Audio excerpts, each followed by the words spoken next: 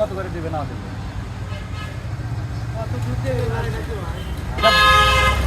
কাস্টমারে কত দুধ দেবে এটা বলতে পারবো না ভাই, এটা কি অনুসার বলতে পারবো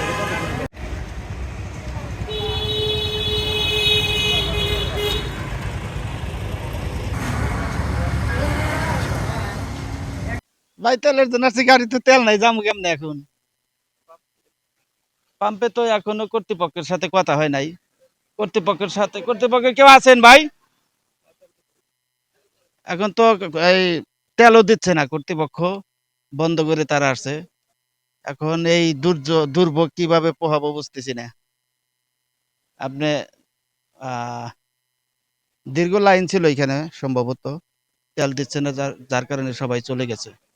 আমরা তো আসলে সরকারের পক্ষ থেকে সবসময় বলতেছি তেলের কোনো ঘাটতি নাই, পর্যাপ্ত তেল আছে। এখন এটা কারা বা কে বা কারা সিন্ডিকেট করে এই তেলগুলা তারা মজুত করে রাখছে, এটা আমরা প্রশাসনের কাছে আরো দৃষ্টি আকর্ষণ করব, একটু নজর দেওয়ার জন্য। আমরাও সার্বিকভাবে তাদেরকে সহযোগিতা করব। আর যারা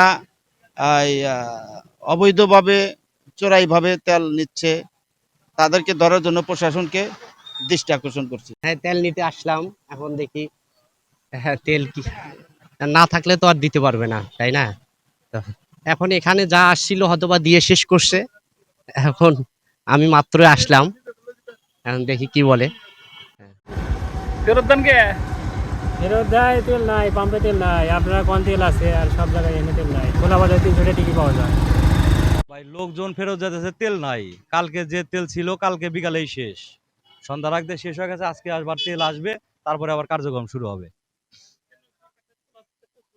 কিন্তু আমরা তো ডিপো থেকে পাচ্ছি না, আর যতটুকু পাচ্ছি মানে পাবলিকের যে চাহিদা মেটাতে পারতেছি না। আগে যে পরিমাণ সেল ছিল তার থেকে এখন সেল মানে অনেক বেড়ে গেছে।